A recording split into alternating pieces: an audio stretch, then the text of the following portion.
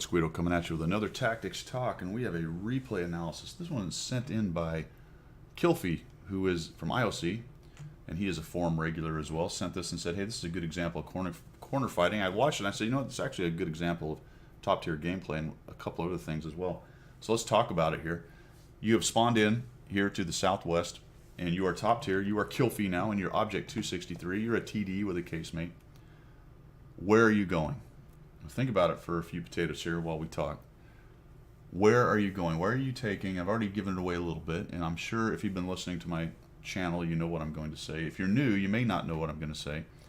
So think about where you're going. You're looking at this setup. You're top tier, 357. Look at the enemy team. Look at the map. Where are you going? Well, let's watch where Kilphie goes, because he does what I would do. He's going to go camp, but no. No, he's top tier. Now, this decision is somewhat easier, I'll say. This is a casemate TD, but it is known as an assault TD, so it's got some very good capability getting up and punching people in the face. I would say, though, almost no matter what you are, that poor boat, almost no matter what you are, if you are top tier, you need to be in the critical terrain. That might change a little bit with a scout potentially, but nearly anything else, other than artillery, of course, nearly anything else in this situation should go over and fight in this area. Period dot. A good medium might be able to go to the middle and get some free shots, but it would probably have to flex over here in order to anchor this area. The 5100 is AFK, I don't know. The Sturv basically taking himself out of the game. The 103-0, he is essentially useless. Now this is a, I'm sorry, I may have said a 357. This is a 510, but the same thing applies. Top tier tank, and he is driving right over to this important area, and he's going to get himself some free damage. No, I don't know what armor blocked. I'm not really sure what armor was there that blocked it, but whatever. Maybe it hit the gun or into the tracks or something. I don't know. That was strange. So he takes that shot, doesn't get anywhere, and slowly he's getting a little bit of help, but not a whole bunch. He's got a 75, 252U. The 4 is getting there eventually. Looks like they own the hill for the moment. There's a 4202, but they will not own it for a long time. And we'll watch what Kilphie's doing. So back to the top tier thing. The 103-0 is not playing the game right now. Just as one example, one of their tier 9s, one of their most important tanks. Now, can a 103-0 drive down here and fight? Not very well. So to some extent, you do have to take what you got. I might actually have driven it down here, though, because it can actually be pretty fantastic in situations like this, anchoring down corners, provided you are in a place you can't get artied. Pretty amazing. So the 49 and the LTTB are actually up on top there with the 4202, which is interesting. But watch out what happens as this game progresses. 1390's in the middle. The Sturv 103 is probably, I assume, taking sniper shots at the 1390, being useless. And the majority of the enemy's team is right here. And a decent amount of Kilphie's team is here as well. The 263 is sort of fighting. He hung out back there enough. Maybe you rushed that shot, and I think maybe you're trying to track him, but I'd have gone for that lower plate. Probably would have put something in there. Definitely winning the hit point trade there. You're well ahead of that guy. He's taking some serious hits. Bounce, and unlucky, I think that actually went a little high and got into his upper plate. And we've pushed 2 at some point. And now we've got an E75 coming in. So watch, this is what he sent me the replay for. Watch as they work together. Oh, this is delicious right here. This guy's just going to put his flat plate, give you no angle, go forward and back without putting any lateral rock on it. And the LTTB suicides off the top because a Progetto and eventually I think a T10 are going to drive up there. So they've lost, or in the process of losing the hill. So what Kilphie's doing here is these two have enough distance between each other that they're able to share this corner and not be bumping into each other. So the E75 has done a smart thing. The only problem the E75 is going to have is that he is exposed to artillery a lot more right there. But until it starts dropping on him, he's probably in good shape. And I think the E75 can actually shoot over Kilphie's low profile, which is something Kilphie understood. And this poor Type 4 gets absolutely abused. Kilphie's just surgically disintegrating that guy. Little weak spot on that flat plate there.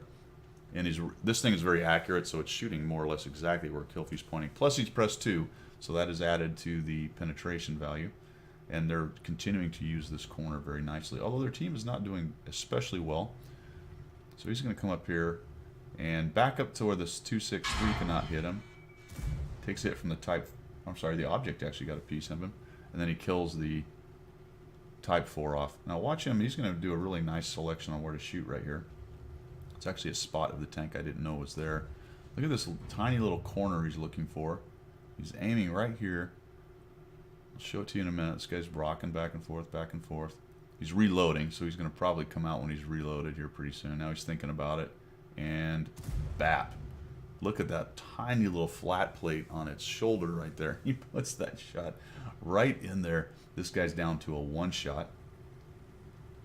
But he backs off, and now Kilphie's team is pushing forward, so he's doing the assault TD thing. He's pushing forward with them. Starting to get in their face. We got a mutant coming around the corner. Pretty good armor on this guy. He's rocking back and forth. Got it in there, finally. Thing comes around. Kilphie on this, and I think I would have pushed into him and tried to stop him from coming around. Maybe you decided a little bit late right there. He actually gets around you, but the E-75 does a nice job turning and taking him down. So now we'll come around here. The Object 263 was running off. He's turtling up with his buddies. Let's see if we find... Oh, he turned around. So these things turn around pretty quick. You get a shot, maybe a little bit of a rush shot right here, trying to kill him. Coming down here, and boom, down goes the 263 from the Progetto, and this poor E-26E5 is going to try to hide. He's like, don't shoot my hatch. No, shot the hatch. Down he goes. This is maybe the biggest mistake I thought you made. I would have just turned around and taken on the T-95 with the E-75.